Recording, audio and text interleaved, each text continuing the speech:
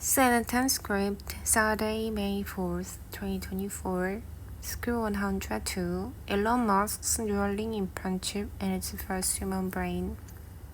February 1st, 2024. Reading aloud. Hello, lovely people. Let's rise up like and take the next 10 minutes to fill our minds. It's Thursday, February 1st. I'm Koi Wire. This is CNN10. Happy Friday Eve. February marks 2 years since Russian President Vladimir Putin first ordered his troops into Ukraine for what he called a special military operation to demilitarize the country. According to U.S. intelligence assessment, Russia has lost 87% of the 360,000 active ground troops it had prior to the start of the war.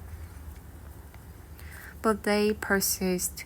Ukraine remains heavily dependent upon support in the form of funding and munitions from its Western allies, including the United States.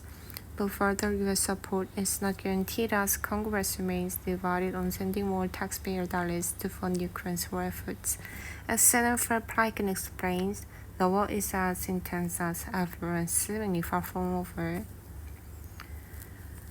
In 2024, Russia's war against Ukraine is as brutal as it ever has been. Both sides are still taking heavy casualties and the battles are ferocious. The action has somewhat shifted though, from the south of the country more towards the southeast and the east of the country. The Russians have unleashed another massive air campaign against Syria and Ukraine using drones, ballistic missiles, and also cruise missiles. The Ukrainians though now are also fighting back, hitting some targets in Russia, like for instance the Belgorod region, where there have been some evacuations. Western military support for Ukraine will continue to be essential for the country, but it is far from a certain thing, especially aid from the United States, where U.S. Congress still has not okayed further military aid for Ukraine. There is the European Union, where a decision on further military aid was blocked by the Hungarian, so it's unclear when exactly that could come through. Even though the countries themselves, the single countries could continue to give Ukraine military aid and are continuing to do so.